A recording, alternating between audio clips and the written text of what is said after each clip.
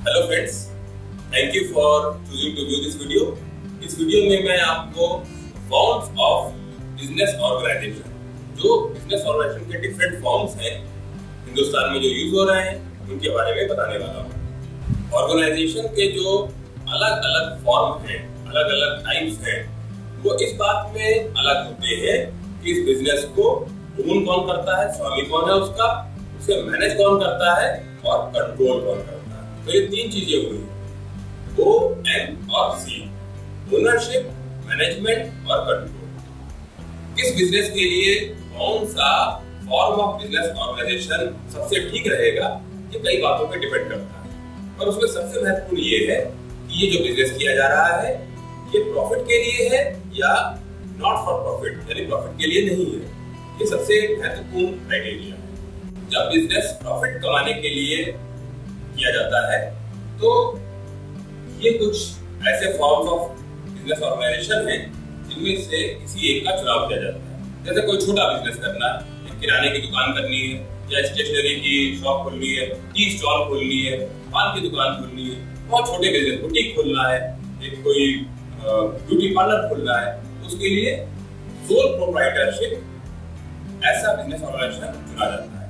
इसमें ownership, management और control, ये तीनों ही एक ही व्यक्ति के हाथ में रहते हैं। तो एक सबसे आसान है सेटअप करना, और इसके लिए कोई ज्यादा कानूनी प्रक्रिया नहीं है, सोल प्रोप्राइटरशिप। दूसरा है हिंदू अनडिवाइडेड फैमिली। ये फॉर्म ऑफ ऑर्गेनाइजेशन केवल भारत में ही पाया जाता है, हिंदू अनडिवाइडेड फैमिली। इसमें जो ओनरशिप है वो फैमिली मेंबर्स के पास में होती है।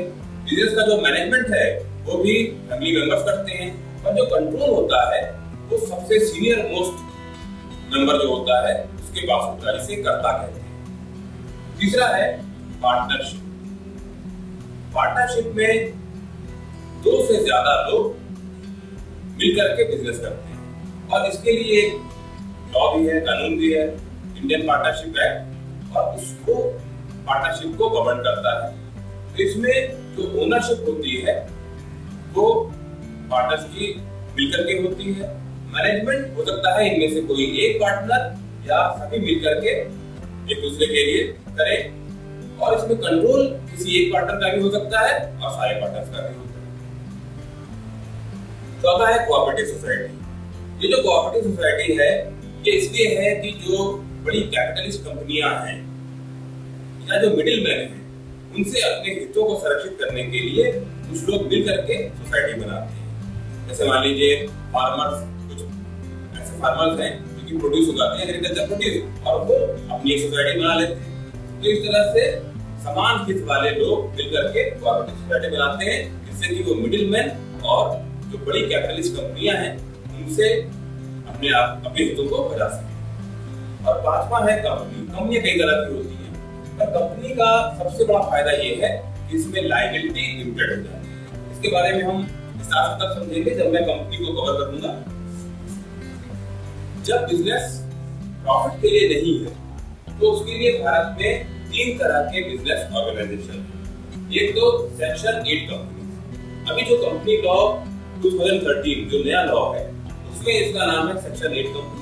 जो पुराना लॉ था 1956 का जो कंपनी लॉ था, उसमें इस तरह की कंपनियां सेक्शन 25 में कवर्ड होती है। ऐसे बहुत सारी कंपनियां हैं जो 1956 के सेक्शन 25 के अंतर्गत बनाई गई हैं, और जो नई कंपनियां बन रही हैं नॉट फॉर प्रॉफिट कंपनीज, वो सेक्शन 8 कंपनीज कहलाती हैं। ऐसे ही सोसाइटी है, जैसे लिटरेरी काम को बढ़ावा देने के लिए, किसी धार्मिक काम को बढ़ावा देने के लिए, किसी सामाजिक काम को बढ़ावा देने के लिए नॉट फॉर प्रॉफिट सोसाइटीज बनाई जाती है। और ऐसे ही ट्रस्ट भी बनाई जाती है। तो जब इनको कवर कर लेंगे, तो मैं कुछ खास तरह की कंपनियां, जैसे कि 1% कंपनी और खास तरह की पार्टनरशिप, जैसे लिमिटेड लायबिलिटी पार्टनरशिप, उसको भी कवर करूंगा।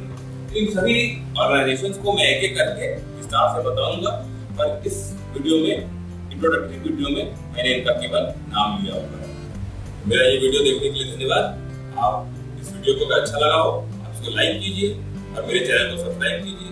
जो नीचे बेल लगी हुई है उसमें नोटिफाई करिए, नोटिफिकेशन के लिए उसको क्लिक कर दीजिए, जिससे कि जो भी नई अपडेट्स होंगी वो आपको मिल जाएगी। और जो आप इसके बारे में पूछना चाहते हैं या करना चाहते हैं तो मैं बहुत ही हुम्बली आपसे कहता हूँ कि मैं उन सवालों के जवाब देने की कोशिश करूंगा। और पहले वो कमेंट सेक्शन में वो सवाल अपने लिखिए।